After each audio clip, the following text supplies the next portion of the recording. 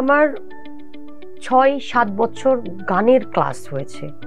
একটা শিল্পীর যেমন ৮-১০টা ঠাট করে অ্যাটলিস্ট গান সম্পর্কে বেজমেন্টটা তৈরি করতে হয়, অতটুকু তৈরি করার পরেই কিন্তু আমি ইন্ডাস্ট্রিতে এসেছি। এরপরে তো খুলনা অডিশন রাউন্ডে রেজিস্ট্রেশন করে দিয়েছে আমার মিজান মামা, এবং তারপরে আমি ওখান থেকে গান করি। এরপর তো দর্শক, this is my turning point, everyone knows that. এবং এরপরে যেটা আমার হয়েছে সেটা হচ্ছে যে আমার অ্যালবাম, তারপরে দর্শকের সাথে পরিচয়, ভালো ভালো গান সৃষ্টি, এবং আরেকটা ব্যাপার আমার যেটা খুব বেশি কাজ করে, যে আমি আমার গানের জীবন থেকে, মানে আমি ওঠার পরেও আমি কিন্তু গান শেখা অফ করিনি। এরপর আমি উস্তাদ সঞ্জীবদের কাছেও ৪-৫ বছর আমি তালিম নিয়েছি। যে কারণ ওই যে ফোক গান করলে যেটা হয়, যারা সবসময় বাউল গান করে তারা কিন্তু আধুনিক গান গাইতে পারে না।